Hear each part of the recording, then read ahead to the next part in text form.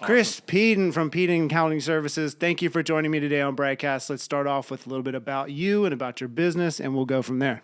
Sounds great, Mike. Well, you said it, Peden Accounting Services. I help people with their taxes, do some tax planning, and find ways to save money on taxes because that money really should be going elsewhere. Yeah. But what I also do is a lot of business owners, they get their financial statements from their bookkeeper, what have you, and they look at it and go, well, this is all Greek to me. I don't know what it is, so I'm just going to stick this in a drawer till tax time. And there's so much information on there that they could use to grow their business that I'm a translator of those into what I call real people talk. Okay. So they understand it. So that's, in a nutshell, what I do. I've been doing it since started the company in 2009, went full-time in 2018, and both my wife and I work on that, and it's been great. Mm-hmm. Is it just you two?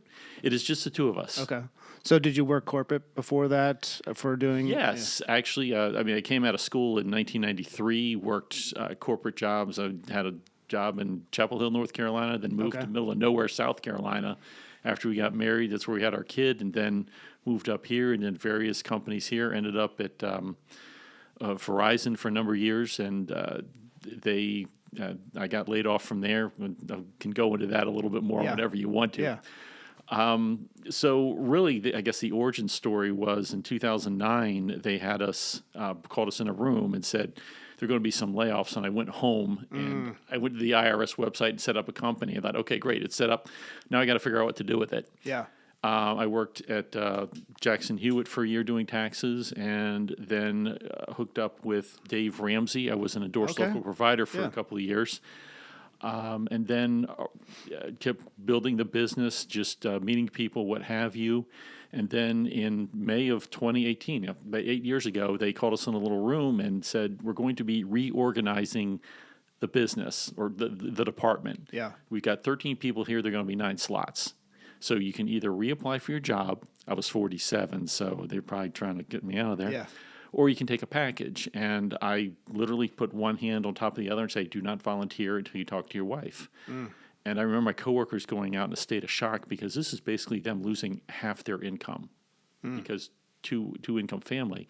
And, a lot of them said they went home and they freaked out for the entire night. Just, what are we going to do? What have you? I walked in my front door and I told my wife, Jenny, what was happening. And she looked at me and said, well, we've got the tax business. Let's just go full-time with that. Oh, also, we're having spaghetti. Do you want meatballs with this, or should we do something else? It's awesome. Like I came in going, it's raining outside. He said, okay, yeah, we're having spaghetti. You want meatballs? So the big thing I tell people is don't rely on your corporate job. Start building something so that you have something to go. And, it took...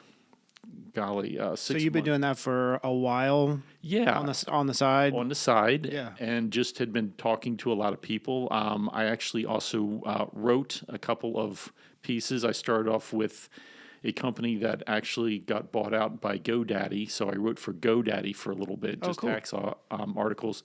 Had a lot of fun with that, and then just written for a few other places. Asian Fortune is one that comes to mind. Okay. Still don't know how I got that one, but okay. And I still continue to write, what have you. I have a Substack and enjoy just putting information out. What I like doing is just removing the fear of this. Because that's what I see a lot of business owners, that they're afraid. Yeah. And so how can I put this into normal people talk so that they're not as afraid and they can make choices to build? So how long did it take you to, when you left to go full time? Did they give you any sort of, severance or anything like that? Or, Yeah, it's funny. As the months went on, they gave you more and more months severance. So if I had stuck around for another 3 months, I might have gotten like 5 years or something. But yeah, it was a certain percentage for the number of years. And I had been there over 12 years. So it was pretty good. I had a good runway. That's pretty much what happened to me too. I had a place I was working at for 12 years. They were downsizing and downsizing. I was taking on more and more jobs within the business, but when COVID hit, it was over, but they gave me 6 months. But I had already started doing more Brite, and it was just like, well, now's the time to do it. Now or never. Otherwise, I'm going to start commuting for somebody and working for the man again. So, and I just didn't want to do that. But I took the same advice that you give people, and like, hey, if you got So that way you're not totally screwed, because you Right. can be totally screwed. Yes. Especially if you're like the sole breadwinner, like you need to have some other ways that you're making money all the Yeah, time. exactly. It's and plus what factored into it is that I have 2 boys on the autism spectrum. So my ability to be there and build work around the family. My wife and I say that we're building the business around our life. And it has been very helpful because with autism, you just never know what's going to happen. So I can be there, and if something needs to be done, I can kind of put off work for a little bit. Whereas when working in corporate, you had to be there whether you needed to be there or not. Yeah. Yeah. Well, I mean, and you had to be in the office all the time, especially before Exactly. COVID, before that and stuff. And, commuting is terrible. How far from Manassas was it? I was going up to Ashburn. Okay. So, So it's a good 45 minutes each way. Yeah. Yeah, which is not fun at all. So that's wise of you to have started that on the side and seeing like the writing on the wall. Yes. How many clients did you have at that time? I had a good number. I would say maybe about 50. Oh, already. So yeah, really, it was just. I did have my moments of nervousness. It's all of a sudden you go, oh, wait a minute, I don't have a job anymore. It took a few months into that to realize, like, okay, yeah, really, you're going to be all right. So I did have a few clients there and just kept building. I got a lot of help from the community. I had George and Teresa Ellis were fantastic in helping me get started. They're fabulous with getting me there and then introducing me to a lot of people. Bennett Whitlock at Whitlock Wealth Management also been a good mentor to me, and a few other people who've helped me quite a bit. Yeah, that's great. So what do you think are like the main things a business owner struggles with when they're first getting started, and how like they do their finances and CPA and all that sort of stuff? What are like the big hurdles you see people having all the time? Well, the big hurdle is just trusting that you can get help from other people. And it's that you don't need to do this all alone, because we're kind of raised with this myth of the entrepreneur who does everything. And what I put out to people is that take a look at the cover of Fortune magazine. You see the people on the cover. Well, they have people working for them who have strengths that you don't. Right. So if you're sitting here, you're trying to find like how to build a website or something like that. Don't try and figure it out how to do it yourself. Just find somebody to come in. I've relied on people to build websites, do some marketing, give me advice on different things, and it's a great way to leverage other people and build relationships, as well as get referrals. Like, hey, I'm working with this guy. You need to go talk to him. Right. Yeah, and if you don't ever hire somebody else, then at some point too, in order to scale or to grow the business, you need to focus on what you're great at. Exactly. And I used the back in the '80s, the Redskins at the time had a quarterback, Joe Theismann. Oh yeah, huge ego, but great quarterback. And we were playing the Bears, and our punter got hurt. And so Joe Gibbs, coach at the time, said to Joe Theismann, he said, hey, can you punt? He says, yeah, of course I can punt. And 20 yards. Actually, minus 5 yards. Oh, really? So it's like I say, hey, quarterbacks shouldn't punt. Yeah. So you can be as great as you want to be, but you're not going to help yourself by trying to do everything at once by yourself. Right. And so because of you were a CPA at Jackson Hewitt, so you were just doing yearly taxes, or were you advising people all like throughout their entire business, or? For that was really just do the tax returns. Yeah. So you get people coming in, and it's really, okay, married, filing joint, 1040, you got a mortgage, okay, what have you. Right.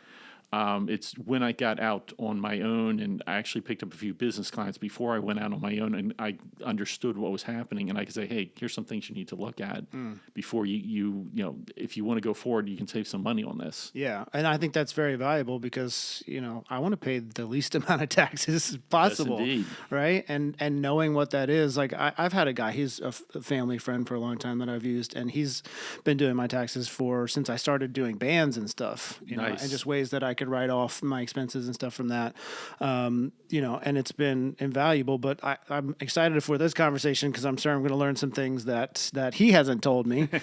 So what's the big difference between like a regular W-2 person versus a small business, LLC or S corp or whatever? Right. Well, W-2, I mean, you can, of course, you and I did both at the same time. So you can have a W-2 and a business. Yeah. Nothing wrong with that. Something I've run into is people think that with a single member LLC, you can write yourself a W-2 for your business, and you can't do that. So what it is that you pull money out as a draw. And like, won't they tax that? I says, no, once it's listed on your tax return is that you made the money. It's, the IRS doesn't care what you do with it. It's for pizza and beer. They don't care. Right. But the big difference is that you're going to be hopefully getting 1099 NECs, if that's the correct one now, years down the road when you're watching this podcast. But you have 1099 NSC that says, okay, I paid you more than $600. Here it is. And you put that on, and that's how you do sales. And sometimes people don't send those to you, so you do need to keep track of all the money coming in. Okay. So for me, I'm a solopreneur. I have 1099s that I pay out to people. So when I'm just withdrawing, what I've been doing, and this is probably not the wisest thing, is I pay myself, and then I put a third of that into a savings for my taxes.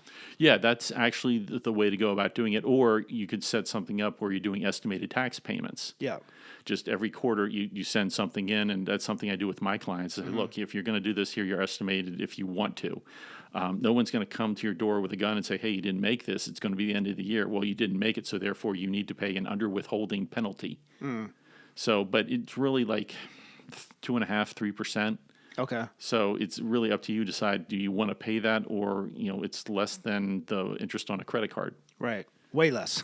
Way less. Way less. Yeah, I was just talking to a client the other night. I said, look, if you can find me a credit card that's charging 3% interest, please, I want you to sign up. Yeah. So do you advise someone in my situation to do quarterly taxes? Really, what happens is we take a look at the tax return to see where you are. And if it's like, maybe your wife is withholding a lot, and so you're covered, you don't have to. If you're going to get a refund, the IRS doesn't require it. But if it's going to be that, you're bringing in enough with self-employment taxes that you do need to, then that's something to think about. What I tell people is that if you are doing this business and your spouse has a job, is withhold more from the paycheck and have that cover, because you're a business owner, you're doing this, you're doing that, you're going to remember to make quarterly payments. It'll be like, oh, shoot, I forgot. Well, and then I'm worried at the end of the year, like, oh, did I save enough? Exactly. Right. Okay. So, that's what I tried. Look, use a job to kind of not fund it, but make sure that you're covered for that. Yeah, I mean, so my wife, she works for a financial planner now, and she's full W-2. So I think that's what we're going to do this year. Yes. I mean, I'll pay for the groceries and do all the other stuff to make up for it, in between. But I think that's a wise thing to do. So what's the big difference between a bookkeeper and an accountant? Well, I can speak to bookkeeper versus CPA. A CPA, I can actually sign a tax return for somebody. Okay. I could sign an audit. Not that I would ever do audits. I did not like that class. I loved my teacher, but just not anything I wanted to do. But we can sign tax returns. Okay. Plus, we have, bookkeeper does know bookkeeping, and there are several great ones here in the area that will mostly focus on the books themselves. A CPA will focus on the tax return as well as doing the planning for down the road. Right. For taxes, what have you. I'm also a certified management accountant. And basically what that is I took a test, and it's really anything you took in business school, plus a few other things. There's questions on calculus and Boolean algebra. Oh, geez. I don't think I got those right, but I have the certification, so we never have to worry about it again. I went to school for marketing, but it was more like the stats side of it. So lots of stats, lots of algebra, calculus. But if I had to do it again, sheesh, it was 20 years ago. I do not think I could do that. So what do you think makes a great accountant versus a good one, or great CPA versus just a good one? Well, I mean, the thing is always thinking about your client and what you can do. What's the next thing you can do to help them out with this, and just being approachable, really. I know that I've run into a lot of people they say, well, I just don't want to bother my accountant with this. What I've tried to do is be approachable and ask any questions you want. I was speaking at Osborne High School a couple of years ago to the cosmetology class. And I spoke to them about taxes and what they need to do. And the kids were smart. They picked up on it. And I said, look, ladies, it may cost you a couple $100s to go in and talk to a CPA with any questions that you have. I'm here for free. What questions do you have? And one of the young ladies raised her hand and said, if I got a dog for my salon, could I write that off? Good question. Yeah, well, is that marketing? If they put like a little shirt on them and stuff? Yeah, well, the thing about it was our teacher lost her mind and said you can't do it because it's a violation of the health code. So you should not have a dog in a salon. So I was like, well, like if you can't do it, you can't really. But in theory, yes. I mean, they got Al Capone for doing stuff. So and the funny thing was is that he knew who Al Capone was. Okay, that's interesting. Yeah, so just a couple years ago. Good history lesson there. So, being there for people, really helping them understand, helping them, understanding their business too, and understanding the laws and what's changing and what's developing, and saying, hey, this just came up. We should add this to your return this year to save you $2,000 or whatever. Exactly. Yeah, and not a lot of people do that. Like no offense to H&R Block but they're in there. All right, we're doing our job. Next one. You don't have a history with those people. When you work with a small business, like you're with them for potentially the rest of your business. Yes. As long as it's around. Yes. Yeah, and I think that's kind of what I would suggest too. Like having that familiarity, the trust factor of it, which is you've really done that in the community from what I know of you, and I've recommended you on Facebook posts and all that stuff too, because you're the best around from what I know, and all the people that we're connected with through our network and everything. So what's a big misconception small business owners have about when they should get a CPA? Should they do that year one? At what point should they try to get invested with someone like you? Well, I like year one so that you can build a relationship. And there, we were talking about earlier about you just don't know everything, and bring people in who do know about it so that you can get set. Yeah. Do that, and also get set up with some accounting software. Mm-hmm. I mean, I know, QuickBooks, what have you, can be a little bit expensive, but if you have people doing Excel spreadsheets, what have you, IRS may not look at the spreadsheet and go, well, it, but they'll look at the QuickBooks and go, okay, yeah, it's QuickBooks, so they have everything in there. Right. It's also a lot easier than it was, a decade ago, because they will take and pull money or pull the transactions from your bank, put them in there, and you just sit down on a Sunday and just go, well, this goes here, this goes here, this goes here, this goes here, and it's fairly easy. And I say you can do it in an inning of a baseball game, depending on who's pitching. Right. So it's really not that hard to do. And once you get your mains, if you're like a business like me, my expenses are pretty much the same every month for the most part. And QuickBooks will learn that, and so it categorizes it for you, and just go click, click, click, click, click. Okay, now 2 outs left. Yeah, what do I verified.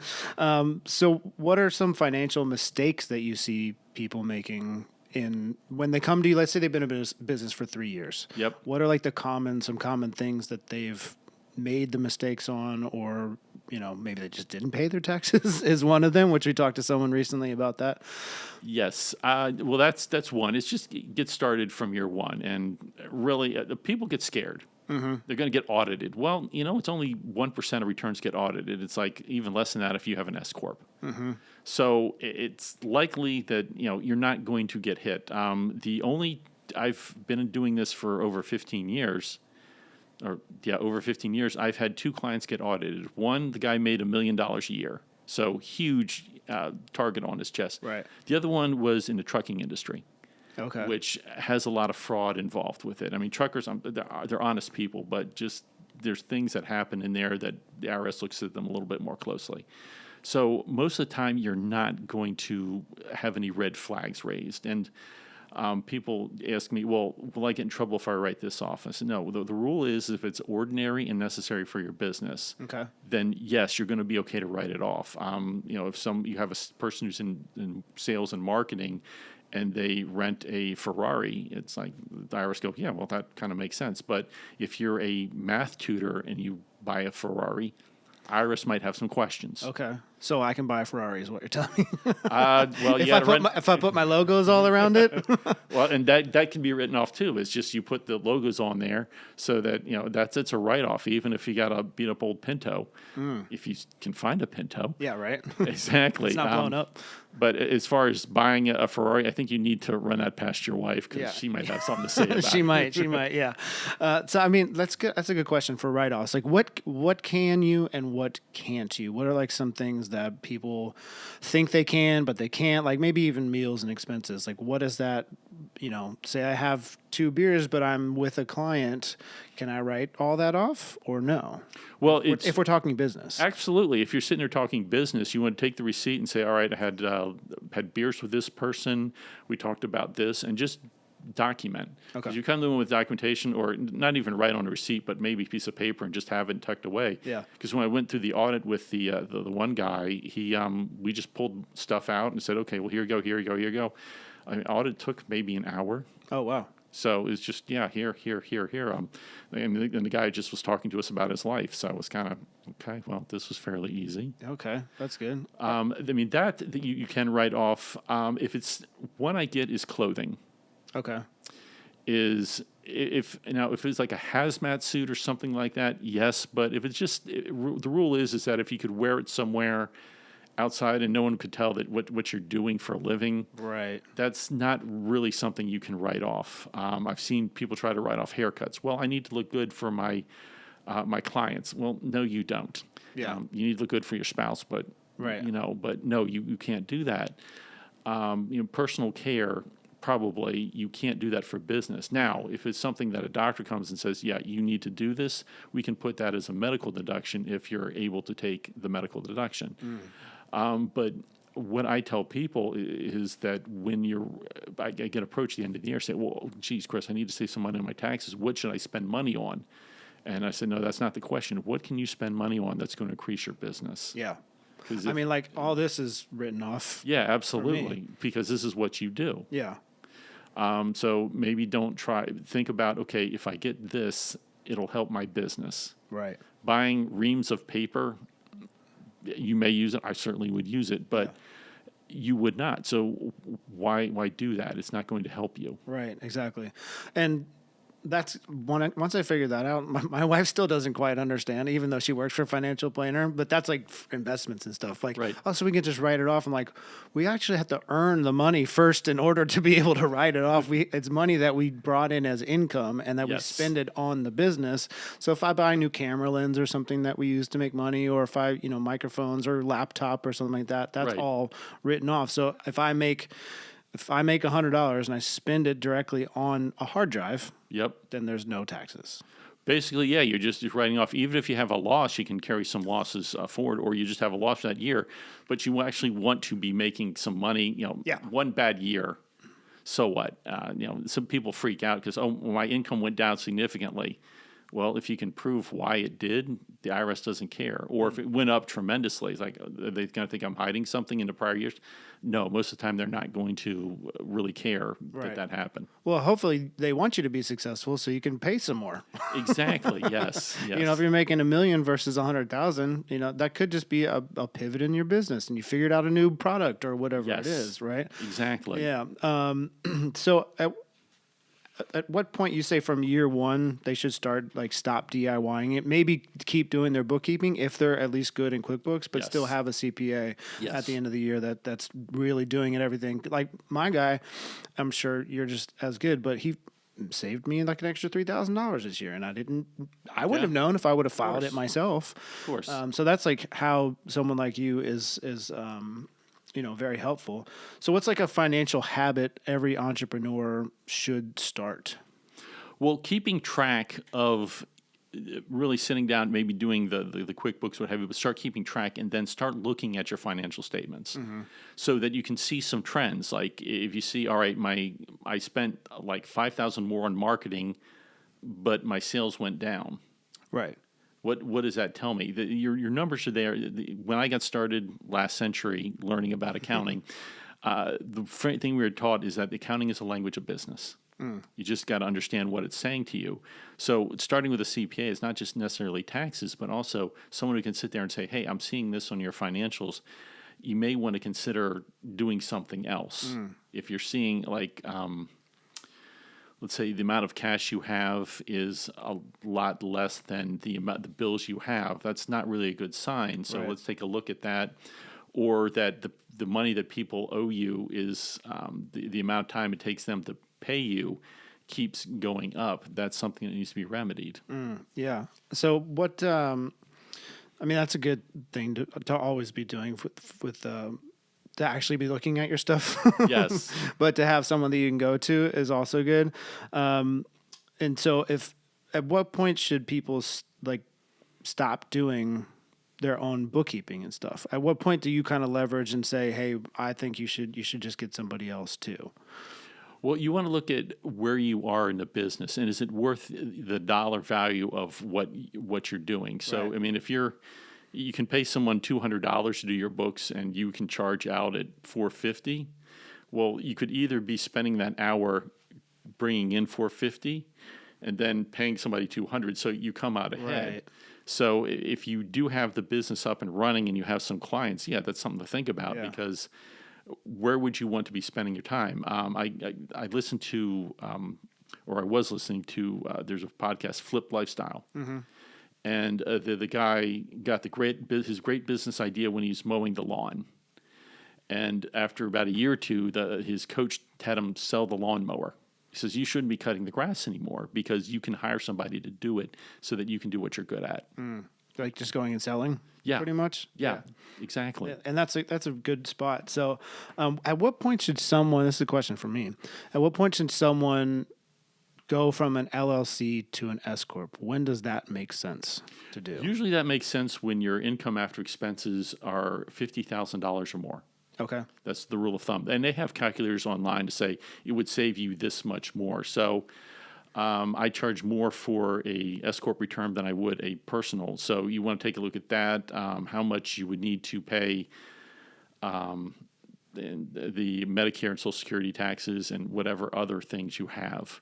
So if you take a look at that and say, well, I also need to be paying this for this, this, and this, and it's like, well, no, it's kind of break even. I mean, the calculators will give you tax savings, but you do need to pay for other things. Right. So it's kind of do that and say, all right, well, maybe I just keep at it as a single member LLC, or maybe it's a time for an S Corp.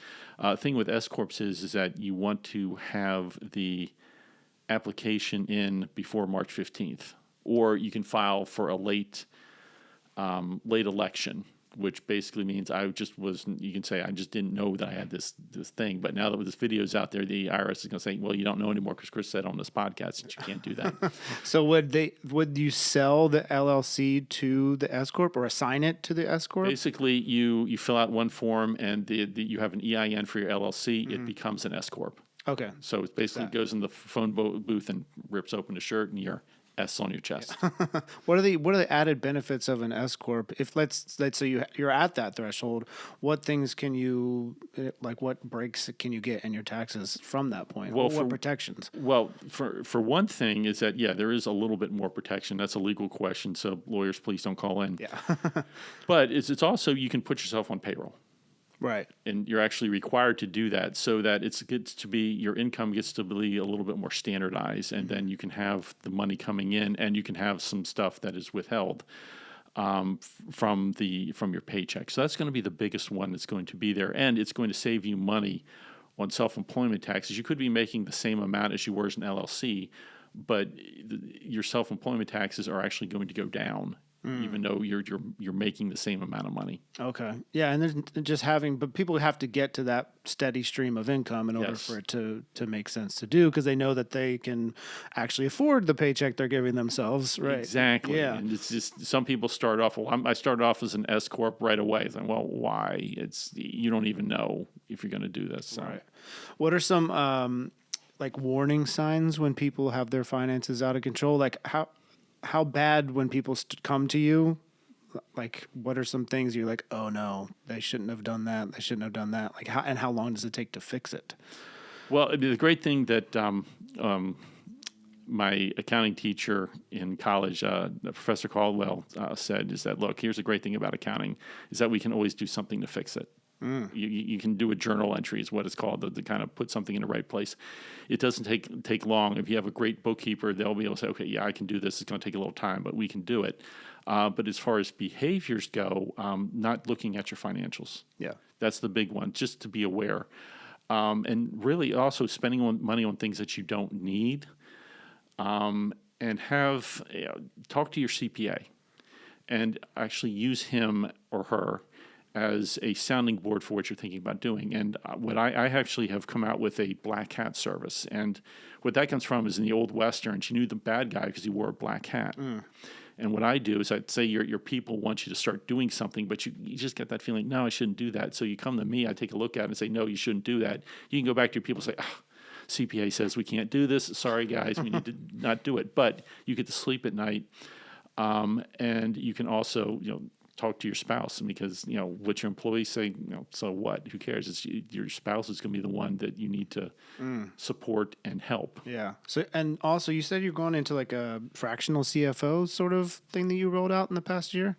Yeah. How's that working out? It's working out good. It's really still rolling out. I'm trying to get the word out about it so that I can talk to people and help them understand what's going on in their finances. Because people look at this, they actually get scared. It's a piece of paper.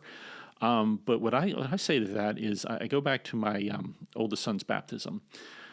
We were down in North Carolina, and my son got baptized. We had both sets of parents here. My dad was a CPA for the National Automobile Dealers Association. Okay.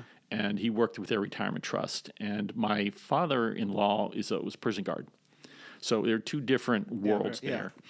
And so my dad was sitting at dinner, and my mother-in-law was sitting next to him, and he was talking about the billions of dollars they deal with in a retirement fund. And my mother-in-law said, "Oh my gosh, it's a lot of money. Does that ever scare you?" And he just was taken aback and said, "Well, it's just a tool."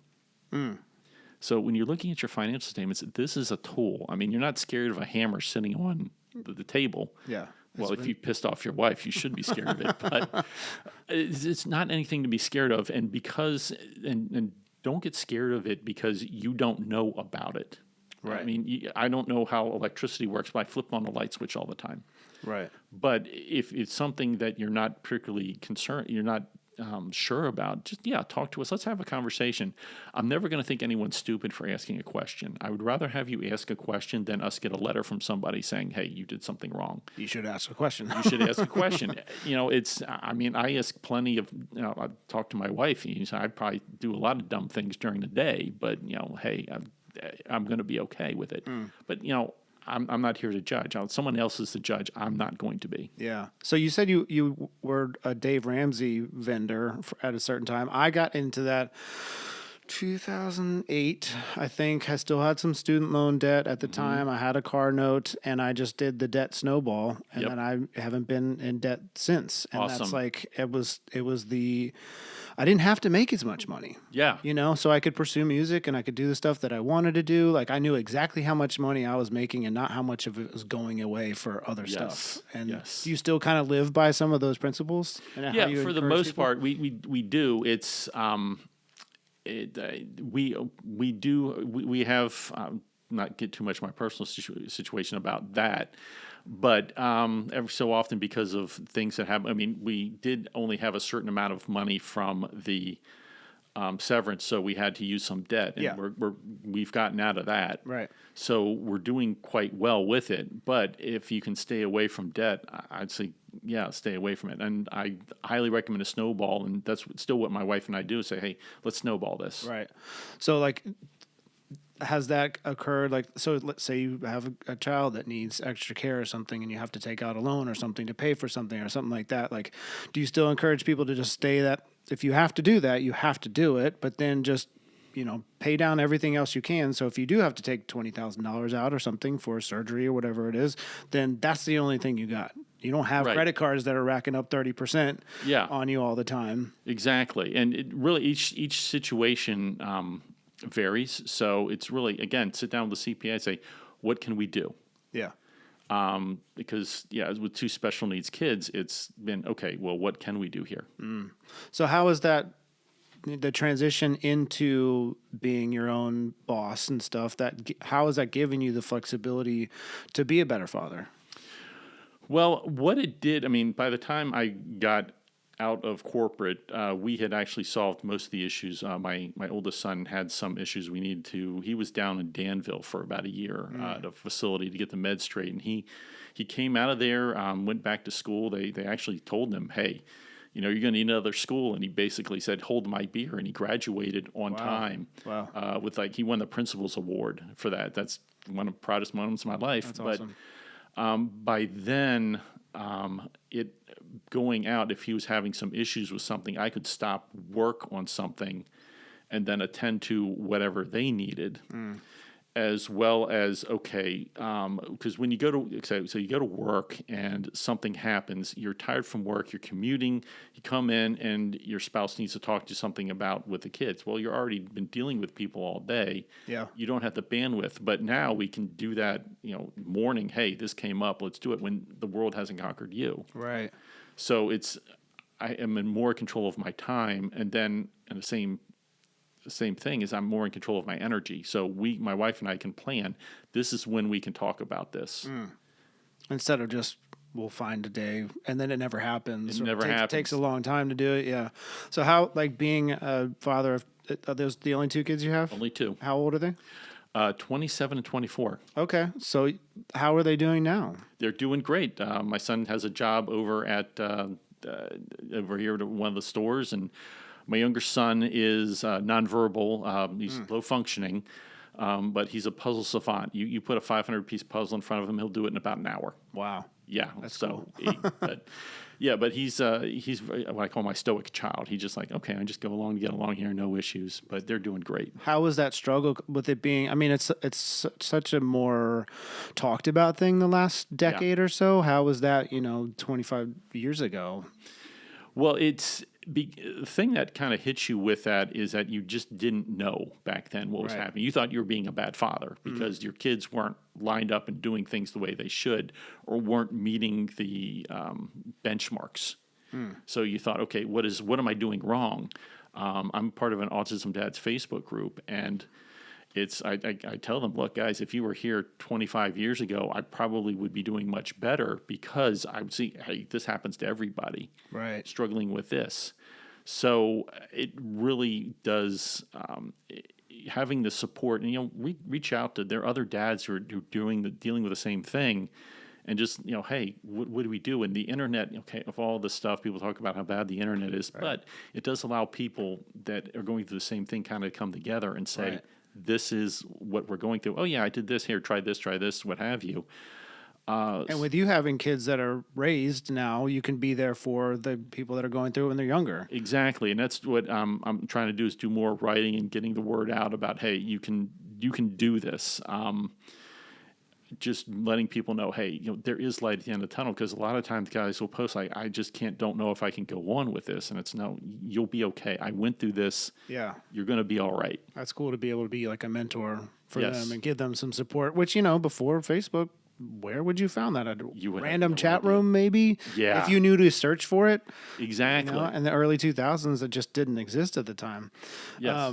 Well, thanks for telling me that, and being open about it and stuff. Like, I'm sure it was a struggle, but it's awesome to know that they're doing better now, and, they're thriving. The thing about it I actually wrote a book called The Blessings of Autism, available on Amazon. And, it basically it started off kind of weird, is that there's a guy, Hal Elrod, who wrote The Miracle Morning, and just you do 6 things in the morning. One of them was writing, and so I would take a Bible verse and say, how did this verse help me with my kids' relationship with my kids and my wife, or how did my relationship with them help me understand what's happening in my faith? Okay. So I wrote all of it, and I put it together, and I sent it to a friend of mine who was an editor. I said, do I have a book? She says, yeah, let me clean some stuff up. The only regret I have is that I didn't tell my wife I was writing a book until the day before I published it. So she had to use her one Amazon Kindle credit on my book. Did you do an audio version? No, I did not. You can come over here and do it if you want. You know what? We'll have to do that. We can record that. Yeah. So how long is it? Oh, that came out maybe, I want to say 10 years ago. Oh, wow.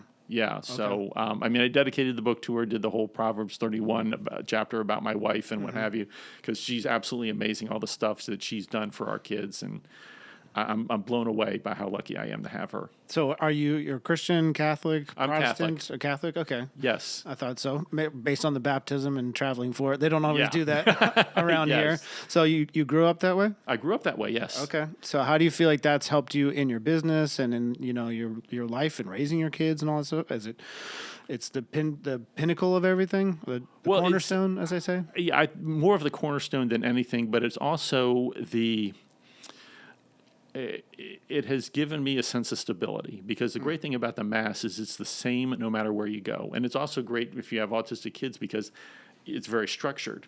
Yeah. So they know what's happening. It's okay. Now the sounds and what have you, and the people, we had a hard time with our oldest because it was just so much stimulus in front of them that they just kind of melted down from it. But at the same time, it was a constant that you could rely on, and that God's word never changes. Yeah. But it's kind of, I use the analogy of the movie The Breakfast Club, because when you're a kid, you're watching it, and then all of a sudden, okay, you look up, oh, those are the cool kids in high school. Yeah. Then you become the Breakfast Club because you're in high school. Yeah. And then as you get older, those just a bunch of whiny kids on a Saturday afternoon in high school. What in the world are they talking about? So as you get older, you just check this here, make sure it's not my wife. No, spam. Wonderful. Oh, perfect. So as you get older, you hear the stories time and time again, but they take on different meaning. I mean, the prodigal son is one story. There's a lot of times that you think about coming back to God and what have you, but it's also the father in that story. Just, I don't care. I'm running out to meet my son because he's been gone for so long. And that, from what I had learned, is that's actually was breaking a lot of Jewish customs, because you came to the Father. He did not run out to meet you. Yeah. So that was just like, look, this is how you need to be. Run out to meet them where they are. And then also with the older son, it's, you see things happening as an autism dad, and you go, well, why can't I have that? And it's the older son saying, well, I was faithful. Why can't I have all this? And it's just my son, everything I've had is yours. Right. You don't need to search for that anymore. So it's provided some stability, but also gives you an opportunity to look at your life. There's an old Bon Jovi song, the times when you're alone where all you do is think. Well, when you're caring for them and they're kind of having a meltdown, that's what you do, is you think. So it has given me some depth to my religion because I can sit and think about it. Interesting. So maybe if they weren't in the same situation, you wouldn't think things the way you think them now? I probably would not. So you never know when something bad is going to turn into something that's really going to help you. Yeah. I'll have to get that book. You can record it, like I said. Okay, yeah, we'll talk about that. That's awesome. So tax season stresses everyone out. What can people do to make their life easier? Is it just look at the books? Is it talk to someone like you a couple times a year just to make sure we're on track and that sort of stuff? Absolutely. Yeah, that is just say, hey, I'm thinking about something. What can we do here? Really monitor your paycheck. If you see your withholdings change, because I've had clients, got this one sweet old lady that I do things for. She her withholdings changed from, I think it was the Office of Personnel Management. She didn't do anything. She didn't ask for anything. It just changed, and she ended up owing. But see how much, if the withholdings changed from period to period, if something changed, go look at that. The IRS actually has a withholding calculator that you can go on as many times as you want, put all the information in, and then it will tell you fairly close to what you're going to get, if you're going to owe or if you're going to get a refund. So you can do that. And then you can also, people think you can't change your paycheck, your withholdings. No, you can change it up to 52 times if you wanted to. The payroll department will want you dead, but you still can change it. Yeah. So if you see something happening or something happens in your life, like you sell a piece of land and you had some money from that, well, you can change your withholding so that you can withhold so you can have the taxes for that. So you can go do that. Okay, that's a good idea. I used to just do, I don't even know if they do that anymore, but just file the highest, just zero. Yes. Is that still how they do it? Is it zero? That's what I recommended. Then see where it is, do the withholding calculator, see where it is, and say, oh, wow, I'm going to owe some. All right, I'm going to go in and have them withhold extra. Yeah, I mean, and I would just, take out as much as you can. I don't want to have to worry about it. And if I need to make extra money, I'll DJ. Which was I DJ'd for like 5 or 6 years. There we go. I was dumping all my money into my 401k for like 5 or 6 years. Like, the max I could do 20%. They would match 5, and I'm like, now's the time to do it. I'm Absolutely. in my like late 20s, early 30s, so I'll make up the income somewhere else, or just live off rice and beans. But I want to have a lot of money when I retire, so I got to do it now. There we go. Yeah. That was like the best thing that I ever learned. And I went to business school too, Sure. right? I don't remember 95% of it, but I remember talking about a 401k, and they do the demonstration of if you put $20 in a week and how that can expand. I'm like, okay, I got to do that at least. Yeah, exactly. I don't know how I'm going to make $1 million any other way. Well, yeah, there's that. There actually is a great website called the Millennial Revolution. Okay. And it's there's this young couple. The young lady in that was immigrated from China to Canada, and she worked real hard, got an engineering degree, and went to work. And by the time they were 30, they had $1 million in their portfolio. Wow.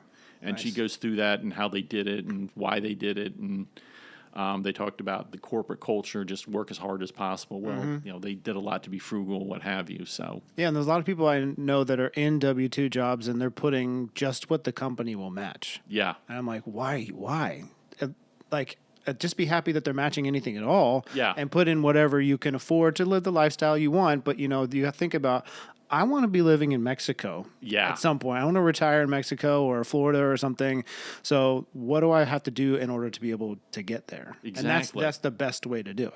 yeah, exactly. And just sit and make a plan. I talked about Bennett Whitlock and Whitlock Wealth Management. Sit down with your advisor and say, hey, let's make a plan so that we can get there, and just go after the plan. You stop and think of the things that when you were younger you would do, go to bars, what have you, hang out, and it's how much did that get you now? It's right. I mean, I thought about when I worked in Chapel Hill, I went out to lunch every day and with my coworkers to bond with them, what have you. Well, it's been 20 years since I've seen them, and they haven't called me. I haven't called them. So and you were spending $10-15 a meal. Exactly. What could that have done? Oh my! Yeah, I did it the other day. I'm like, I never want to see this number again. So what in growing the business? What going to be an entrepreneur for the first time, is there any advice that you would give to someone that is like kind of worried about being an entrepreneur, or is there anything that you would tell them? Well, I'm kind of accidentally an entrepreneur. I never set me up. It's just kind of it's what it is. There's in a movie Creed that Rocky Balboa tells young Creed, he's like, look, one punch, one step, one round at a time. Just take the next step on it. And also sit down with your worries. One of the books that got me started was Tim Ferriss's 4-Hour Work Week. Yeah. And Great. just you have to name your fear. And what is it that's scaring you? Stop, sit down, and say, all right, what is it that you're scared of? And if something's going to go wrong, okay, so if it happens, what do you do? Right. Another book I recommend, I've read James Altucher, Choose Yourself, which is a great book, but his now ex-wife wrote one called Become an Idea Machine. Okay. And what it is she gives you, every day she gives you 10 prompts, or a prompt. Say, come up with 10 ideas for this, like 10 ideas to be nice to your spouse, 10 ways to make airline better, 10 meals you could cook, 10 books you could write, what have you. And what it does is it trains you to look at things and say, all right, this is happening, what can I do? And it was really helpful when the kids were going through what they were going through, because you're there in a hospital, something's happening. You need to come up with that and just think about, okay, this is what you want to do. And when I was working and they made the layoff announcement, there was a young lady in the kitchenette, and she was freaked out. And she's like, if I lose this job, I'm going to be on the street. There's nothing I can do. I said, no, you're going to be okay. You'll be fine. No, you don't understand. If I lose it there, I can only work here here. And I said, look, I want you to send me your resume, and I will come up with 10 things you can do. She says, you won't be able to do that. I said, send me your resume. So she sends me her resume, and it's she has an MBA, CPA. She speaks Chinese and English. Oh, man. I mean, I got up in my cube, I was looking around going, okay, where's the camera? Because I'm being punked here. And I came up with like 15 things she could do. So it teaches you to think about what's happening and really look at your situation and say, what can I do? So do you think that your transition to being an entrepreneur, how thankful are you from like a faith perspective that you had the foresight to start having your own thing on the side? You know, to tell you the truth, I haven't thought about it that much. I'm thankful, and it just kind of was, here's what's next. Because with my kids having autism, what have you, is okay, what's the next thing? We can't get too far down the road, but what's the next thing? Well, I kind of what I call Spider-Man it. You just kind of, you hit the building, you swing, all right, then this. So I kept swinging to get to where I am, and I didn't really think about it, but then when you sit back and look, go, wow, this is great that I did this. Yeah. I'm grateful.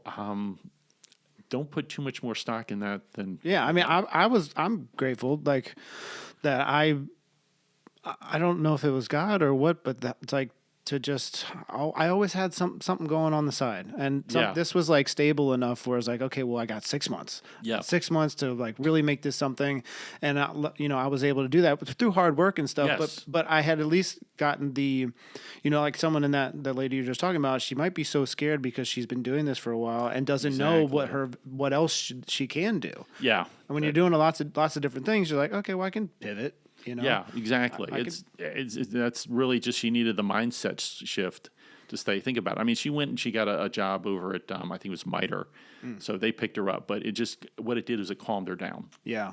When you can see the other options, it allows you to be calm and make better decisions. Yeah, I'm gonna have to read that book for sure. Yeah. So how do you think like your networking has affected the business, and because you're constantly out there, meeting new people and stuff like that? How do you think that's helped grow and sustain the business over time? Well, it's really been my growth has purely been throughout there for networking and meeting with people and just presenting myself as just really a normal guy who happens to know accounting. It's I don't think that I've never stopped to think, okay, well, I've passed CPA, CMA, CFM, and I'm God's gift. It's like, well, no, I just did the next thing. But at the same time, I know, okay, you're scared. I can do something about it. But going out there and networking, I really enjoy networking because I get to meet people and talk to them and find out what's going on, and it's fun because you can connect with people and just enjoy being with them. Yeah. And seeing what's going on in their lives, because there's a lot of different stories here, and it's I don't want to say entertaining, but it's fulfilling to hear what they're doing because life is so wonderful. Yeah, and a lot of people, like, I don't always have something to give somebody, right? Other than a listening ear, sure, and just be there for them and stuff like that. And if I can help them with their business, cool. If not, maybe you can. Right, exactly. You could probably do a lot more than I can, but but I think it's cool. Like almost everyone that I've had on this so far has been from meeting at a networking event. It's not because someone told me I should talk to them or anything like that. It's just people that I've had like organic friendships that have evolved, and I'm like, oh, that's something I haven't talked to someone that does that. Yeah, and I get to know more about you, and you get to know more about me, and that sort of stuff. And I think it's just like I didn't growing up in bands and stuff. Like you're networking all the time. Yes, it's kind of the same thing, and you're trying to get hey, come to my show and that sort of stuff. So when I started doing it, for my business. I was a little trepidatious at first, but the value of it has been I wouldn't have a business without it. I run ads for other people, but I've never done any ads. Everything I've gotten is referral and by people I meet, and then I can when I can help them, I can. If not, then I got somebody else for you. Yeah, but I think that a lot of people do get nervous when they're starting out about going and talking to people, giving a 30-second pitch. Yeah, people that don't like talking in front of people, that can be tough. Yes. Have you always been able to talk in front of people? Well, actually, no. I mean, it's something that I developed. I was in Toastmasters when I was at my last job. Okay. And that kind of helped me with putting forward my thoughts, organizing my thoughts, because they have something called table topics, which is somebody gives you a topic or a question and you have 2 minutes to answer it. Okay. And so you just got to come up with something about you just need to talk for 2 minutes coherently, somewhat related to the question. Like if you were to say, well, explain cricket to me in 2 minutes.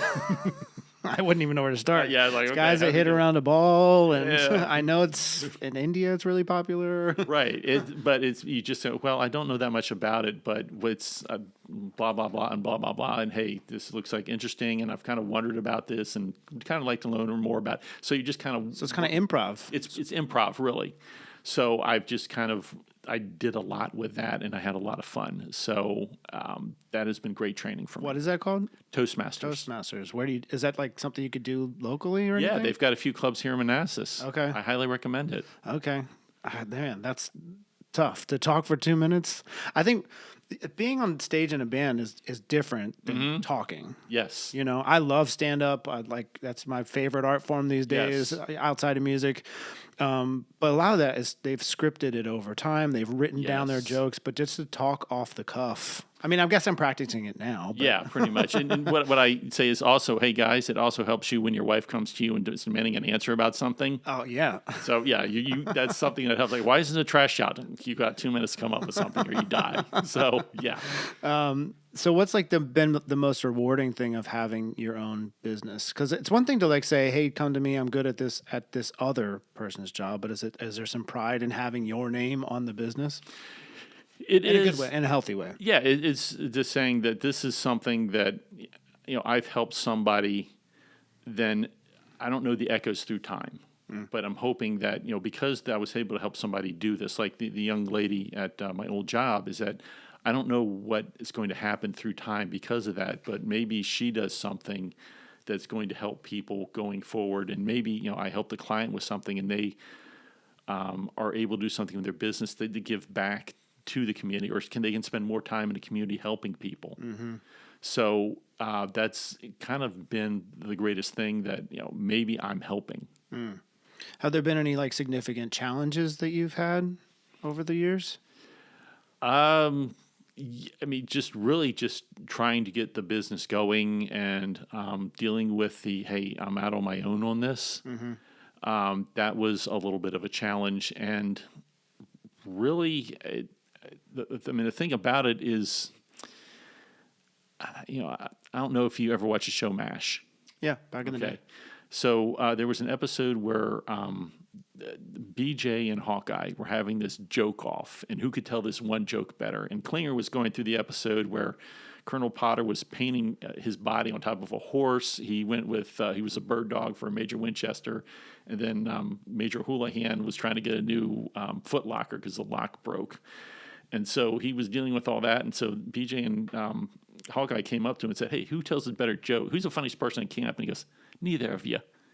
He says, look, I'm posing as a dummy for the colonel. I'm somebody's bird dog, and I've got this crazy major who's shooting her box. All you guys do is go around and tell jokes. What's so funny about that? He says, but you just stop and think of, well, everything else is everybody's dealing with. It's like, okay, well, I've already dealt with all the stuff for autism and what have you, and everything that went with that. It's like, this isn't scary. Yeah. Yeah. So like the challenges were just like growing it a little bit, just getting the word out, essentially the word doing the out, networking, yeah. which helped a lot, Exactly. And it goes back to the thing I was saying. If you know people who can help you with that, use them. Yeah, absolutely. So what motivates you outside of work? Do you have any hobbies? Do you do, is there anything specific? Pickleball? I'm getting into that. Oh, wow. Yeah, it's, I mean, I read quite a bit. Okay. History, I'm trying to read through 1776. It's not as smooth a read as other things. Read some apologetics for my faith. Yeah. I write a little bit, but also just kind of hang out with my family and just see them doing well. It really helps. So you're saying your Substack, what are you trying to do with that? We talked for a little bit the other day. I think educational videos is that would be my suggestion from a marketing person. Yeah. Like you want to help people. Right. So coming up with like a list of videos, use ChatGPT, say who you are, what business, what you have, and then what could I do to help people, Exactly. Yeah, that's kind of the business. next, because Jose from I think it's R&N Plumbing. Yeah. He was on me saying, you need to do this. Yeah. So I'm like, okay, yeah, I'll start doing it. So I actually went home and started researching topics to do it. Awesome. For me, it's more of the time that, okay, when can I do this? Because you have kids and family all around. So Yeah. And it doesn't have to be, they could be 15-second clips. Like, just don't forget about this tax season, whatever it is. And you could film them all in an hour or two. Especially if it's already scripted, and if you use ChatGPT or Claude or whatever, then it can give you what you want. It's really just about doing it. I'm guilty of it myself. I actually use this as my marketing. A lot of it, people are like, oh, that's the guy from the podcast. And then I'm like, well, I also do this other stuff too. But I want to get more informative about specific things about how I can help people with their marketing and stuff. Yeah. It's good advice. I'm going to start doing that. It may just be that, I'm up at 5 o'clock in the morning and once a week or something. Shower and shave and comb first. But I just get up and do that. But So where do you see like the future of the business? I'm going to say that we're going to see a lot more, tax software is going to get better. Mm-hmm. And it's going to be a little bit easier to put stuff on just a tax return. And everybody's just going to say, all right, here's my W-2, here's my thing for my mortgage, and just go and do it. And then AI is going to just pop out a tax return. But what people are going to need is to have somebody to kind of hold their hand through it and walk them through. I mean, all the technology that people have, people are still coming to me and say, hey, I need some help with this. Can you help me? I just don't understand this. Can you walk me through it? Yeah. And, for me, AI can build websites now, which is kind of scary, but also it can't do a lot of other things. Like, you can have a great website, but if it doesn't do all the follow-up for you and do all the other stuff, then you'll have a nice, pretty website. That's all you're going to have. A car with no engine. There you go. Essentially. Is there anything, how do you think AI is going to affect like your business? I think it's going to, like I said earlier, make it easier to do tax returns. So they'll find a way to put that all in. I would be concerned about the privacy of it. So all right, well, how do you solve it? And someone will solve it. It's coming. Right. I still remember in third grade, the Apple computers, we wrote a little program and changed the screen color. So I remember all that far back. But what it's also going to do is allow me to gain insights and put in some data and say, all right, well, I want to look at this, this, and this, and say it'll spit out and say, well, okay, here's what you need to know for this, or here's what the data's saying. Right. Yeah. And right now it still hallucinates and stuff and might be telling you a lie, but if you go to someone like you can leverage it where you need it. Yes. Right. So do you see yourself moving like more into that CFO as you get older and the business grows, and so less of the grind CPA and more of like a consultant sort of position? Exactly. That's where I'm trying to go because I'm kind of seeing the writing on the wall. Right. It's like when they first said people are going to be laid off. It's reapply for your job or, take a package. It's like, I'm seeing where this is going. So how does that, what size business, I guess, what's a good fit for you to have that level where you're the fractional CFO for them? Well, a full-time or someone doing a lot of it, maybe 500,000 in sales or more. But if you do want somebody to sit down and talk to you about it, I have packages that I can do for less, or just consult. Just say, hey, can you come in, just take a look and tell me what I'm seeing? Yeah, I can do that. Yeah. And then, grow with them. And as they have more questions, then we'll grow and do more and what have you. Right. There's a lot of like home service businesses and contractors that I know that they're making millions, and they probably could use someone that's really advising them. So I'll make sure to mention your name to them. So some fun stuff. Do you drink coffee? Actually, I'm a tea drinker. Tea drinker, okay. Oh, yes. Okay. It's funny because my oldest likes the Little House on the Prairie books. Okay. And on there, Charles Ingalls said that tea is a man's drink. Okay. So, hey, he's a woodsman, pioneer, what have you. If this tough guy is saying tea's the drink, I'm going with tea. You put anything in it? Just a little bit of sugar. Okay. I do love a good lemonade iced tea. Okay. All right, that's good. Are there any like financial apps or anything that you think people should use? Well, QuickBooks has been great. a lot of times what I ask my clients for is the mileage that they drive. So something like Yeah. Mile IQ, I don't know Yeah, if that's I use still that. around. Yep. Please use that. Yeah. And then they've got, I have a hard time putting banking apps on my phone because I'm afraid like someone's going to steal it. But those are going to be the big ones that I would say to use. Okay. Are you into any music or anything? I've gotten more into jazz as I've gotten older. Okay. I was listening to, what is her name? Melody Gardot. Okay. She's to look her up. Yeah, she's absolutely fabulous. But no, more jazz. My kids like listening to. We drive around and listen to classical music. My wife hates it, so we have to turn a channel. But no, but I listen to it because it's not so much. I can't put into words, but classical just kind of it's more structured. But with jazz, it's just more mellow, and you can enjoy it a little bit more. And plus, one of my first forays into music was, of course, Vince Guaraldi with A Charlie Brown Christmas. Okay, yeah. So when you hear Linus and Lucy going boom, you were excited because Yeah, that was a good time. Yes, indeed. Well, that's most of it I got for you. So thank you so much for joining me. Anything you want to mention before we jump off here? No, if you want someone to take a look at your finances, business financial statements, and say what's going on with this, happy to chat with anyone. Yeah, let's do it. I'll make sure to tag all your stuff in it, including your book as well. But thanks so much for joining me today. Talk to you soon. All right, thanks.